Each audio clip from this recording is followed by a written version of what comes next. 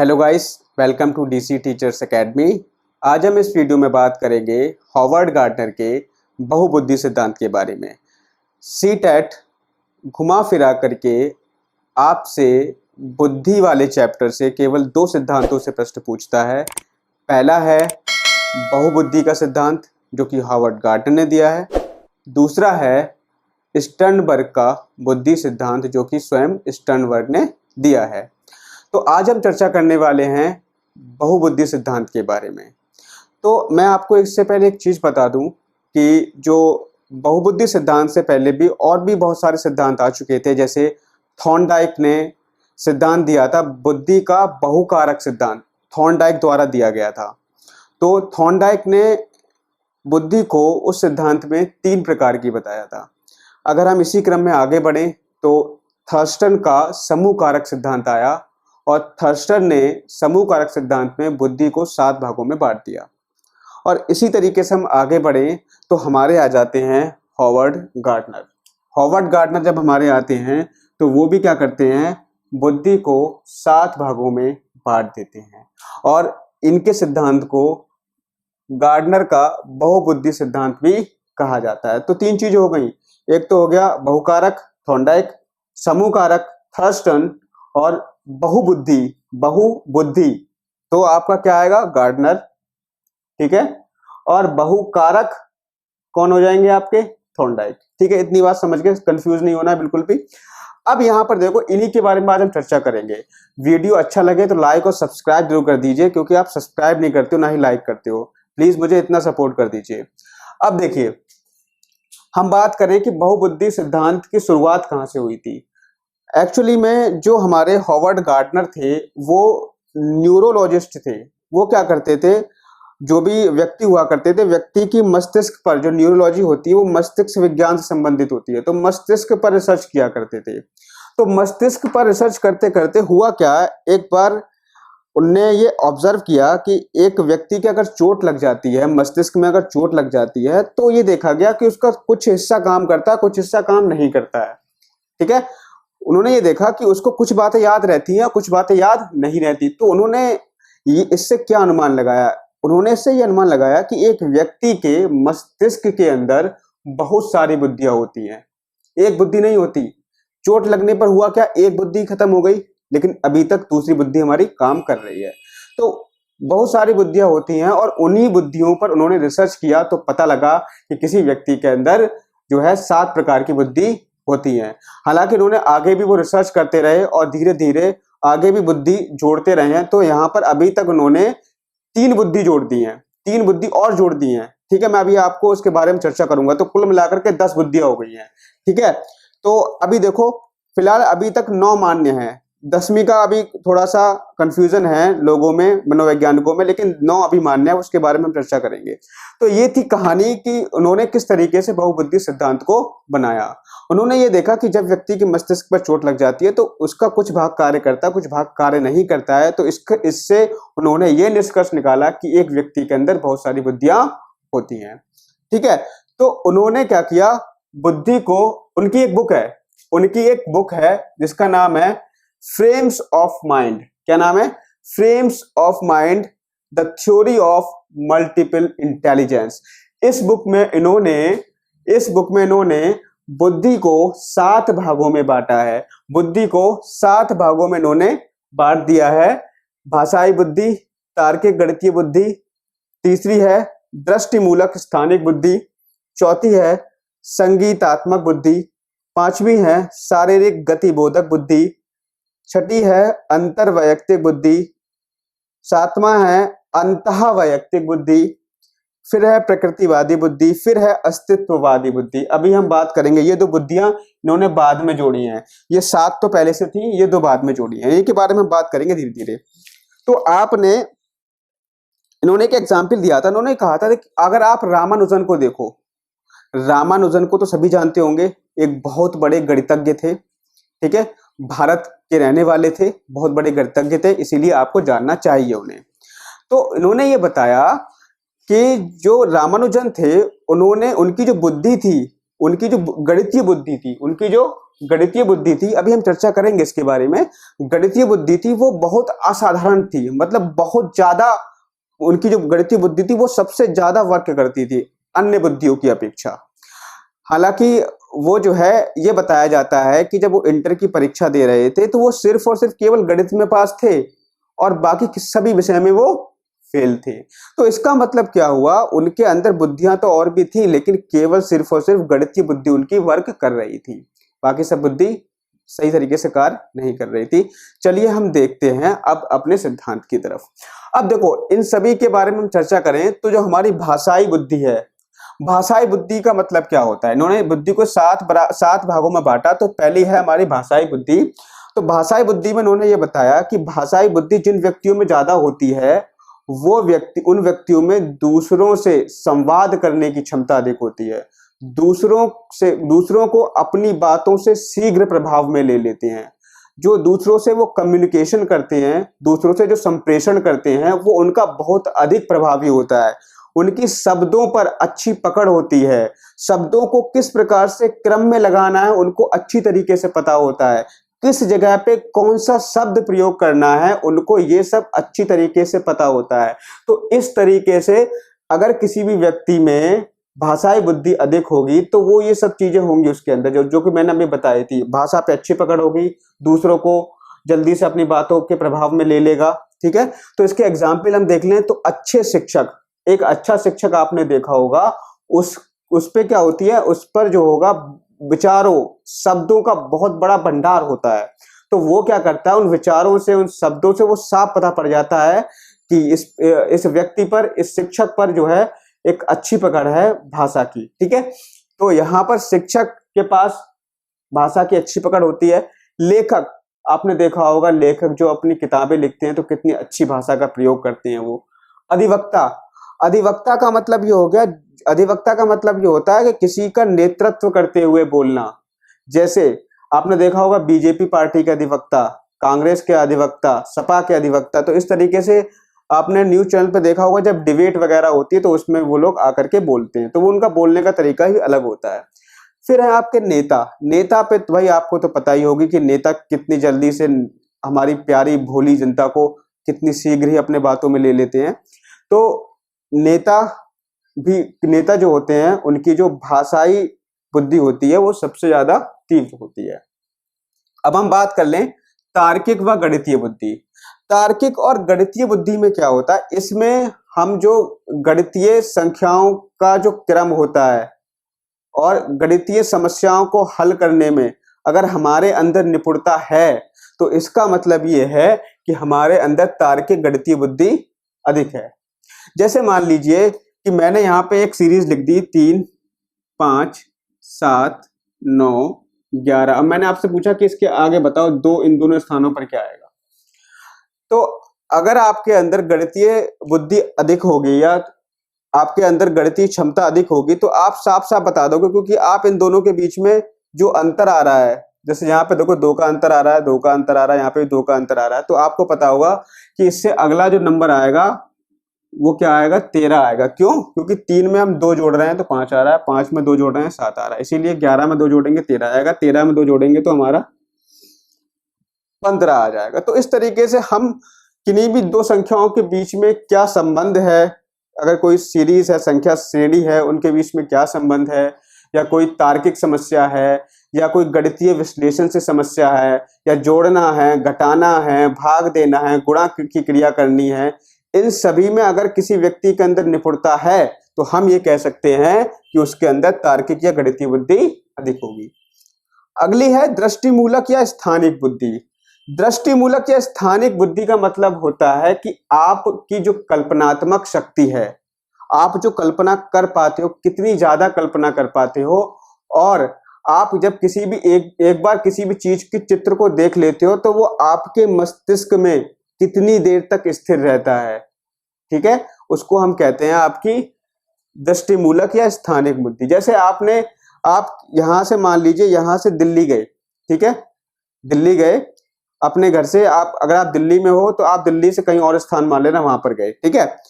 तो अब दिल्ली जाना होगा मुझे, तो मैं क्या करूंगा, एक रास्ता फॉलो करूंगा, उस रास्ते को फॉलो करते हुए जाऊंगा, अगर वो रास्ता मुझे कुछ दिनों के बाद याद रहा, मैंने उसके अपने माइंड में मैपिंग कर ली, उसका माइंड में चित्र बना लिया उस रास्ते का, अब मैं दोबारा अगर उस रास्ते से जाऊं तो मुझे कोई दिक्कत ना हो, मुझे वो रास्ता पता लग जाए कि मुझे कैसे जाना है, तो वो आपका कहलाता है स्थानिक बुद्धि। स्थानिक बुद्धि में क्या होता है, हम किसी भी वस्तु का अपने मस्तिष्क में मानचित्र बना लेते हैं, ठीक है, मानचित्र बना लेते हैं, तो उस मानचित्र के द्वारा हम अपने जीवन में जो कोई भी आगे समस्या आती है उसका हल निकाल लेते हैं। जैसे मान लीजिए जो ड्राइवर होते हैं ना, ड्राइवर क्या करते हैं, ड्राइवर अपने मस्तिष्क में रास्ते का मानचित्र बना लेते हैं। पायलट भी क्या करते हैं, मस्तिष्क में मानचित्र बना लेते हैं, ठीक है। इंजीनियर भी क्या करते हैं, इंजीनियर जब किसी भी मशीन को खोलते हैं, मशीन तो वैसे मान लो आप अगर किसी मशीन को खोले, आप मशीन को खोल तो जोगे, फिर बाद में आपको ये ध्यान नहीं रहेगा कि इसको जोड़ना कैसे है, ठीक है। लेकिन जो इंजीनियर होंगे तो इंजीनियर क्या होते हैं, उनके मस्तिष्क में वो मैप बना होता है कि ये किस तरीके से जुड़ी हुई है, ठीक है, तो खोलने के बाद भी वो उसको उसी तरीके से जोड़ देते हैं।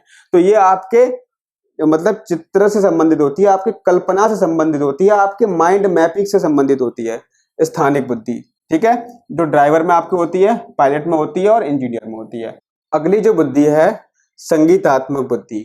संगीतात्मक बुद्धि में क्या होता है, इसमें व्यक्ति जो संगीत से संबंधित जैसे लय होती है या आरोह अवरोह होते हैं, उनमें जो है सही तरीके से वो संबंध को बना पाता है कि किस जगह पे हमने अपनी लय को ऊंचा करना है, कहाँ पर लय को नीचा करना है, ठीक है। तो जो भी संगीत से संबंधित अगर कोई व्यक्ति संगीत में निपुण है तो उसमें क्या होगी, संगीतात्मक बुद्धि होगी, ठीक है।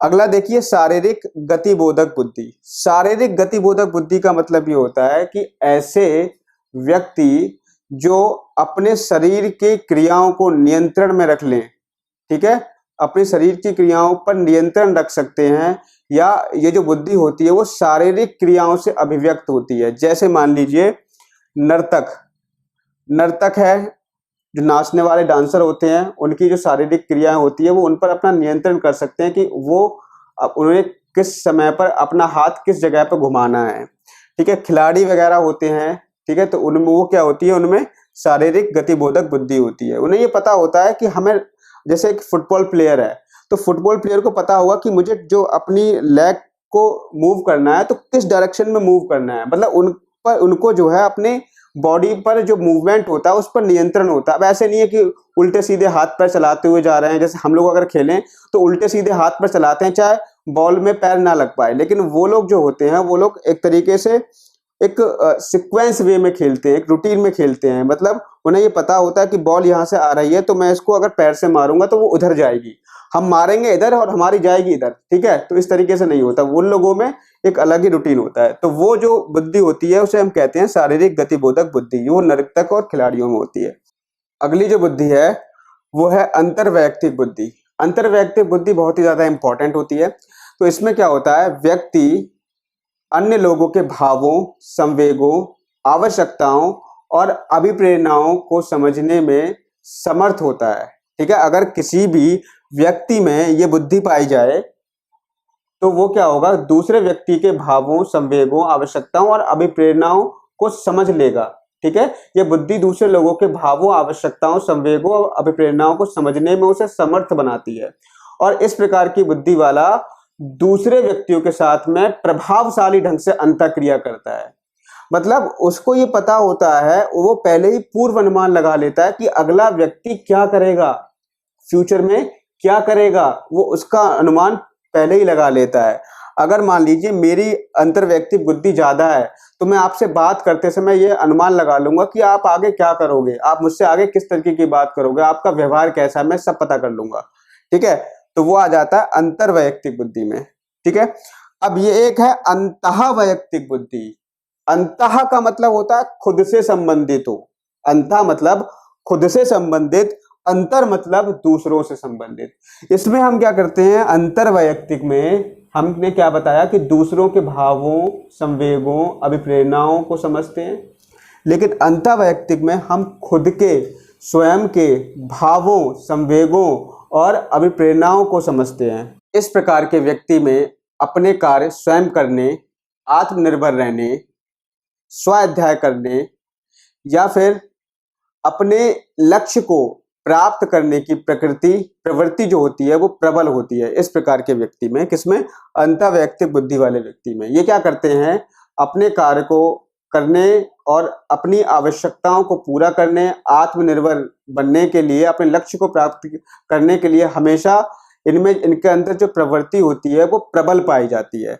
तो वो आपके हो गए अंतःवैयक्तिक बुद्धि। अंतःवैयक्तिक मतलब खुद से संबंधित, जो खुद के संवेगों और खुद की अभिप्रेरणाओं, आवश्यकताओं, भावों पर नियंत्रण कर सके। ठीक है, वो आपका होता है अंतःवैयक्तिक बुद्धि। क्लियर हो गया होगा अब आपको। अब हम बात कर लें प्रकृतिवादी बुद्धि। प्रकृतिवादी बुद्धि को जो है 1998 में हॉवर्ड गार्डनर ने इसके अंदर जोड़ा था। जब ये रिसर्च कर रहे थे तो उनको आवश्यकता हुई कि यार एक बुद्धि हमें और जोड़ देनी चाहिए। तो प्रकृतिवादी बुद्धि में क्या होता है? ये हमें प्रकृति के पैटर्न को समझने में मदद करती है। मतलब जो प्रकृति है उससे हम क्या क्या चीज ले सकते हैं, वो हमें क्या क्या चीज दे सकती है, इससे क्या क्या चीज हम प्राप्त कर सकते हैं। अगर उस चीज को हम समझ जाते हैं, प्रकृति के पैटर्न को हम समझ जाते हैं, तो वो जो बुद्धि होती है प्रकृतिवादी बुद्धि कहलाती है कि हमें प्रकृति को यूज कैसे करना है अपने प्रॉफिट के लिए। जैसे आपके किसान हो गए, आपके जो वनस्पति वैज्ञानिक होते हैं, ठीक है, वो आपके किस में आ जाते हैं?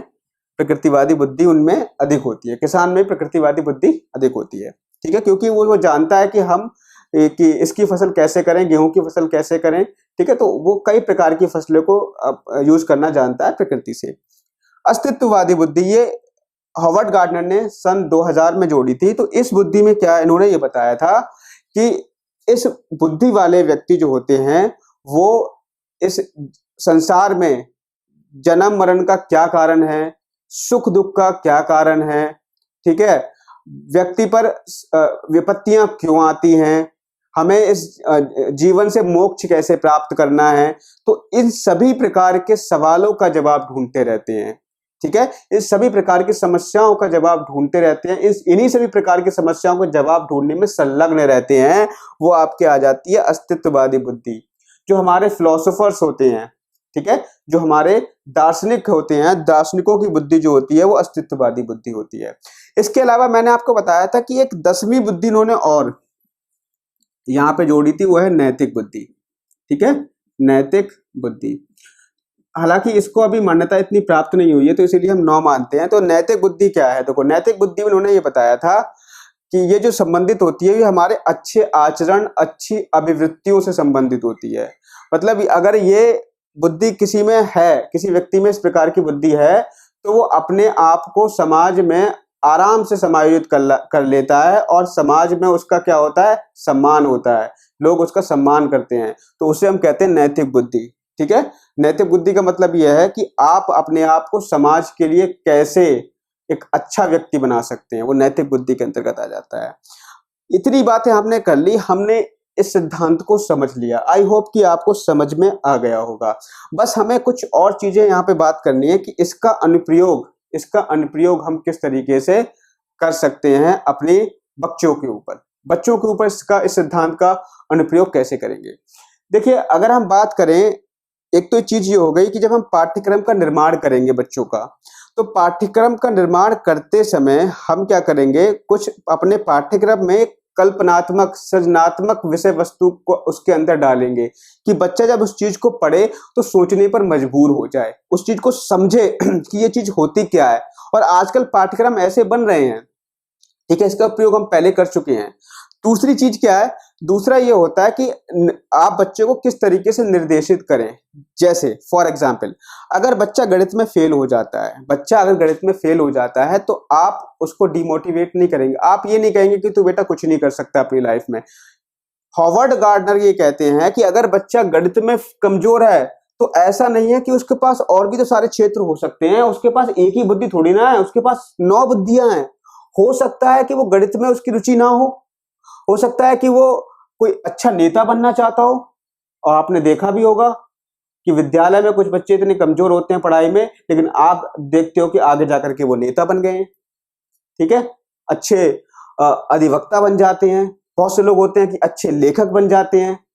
ठीक है, तो इस तरीके से हम ये कह सकते हैं कि अगर कोई भी बच्चा आपकी कक्षा में कोई भी बच्चा आपकी कक्षा में अगर किसी भी विषय में फेल होता है तो हम ये नहीं कह सकते कि वो अपनी लाइफ में कुछ नहीं कर सकता या किसी और क्षेत्र में वो कुछ भी नहीं कर सकता।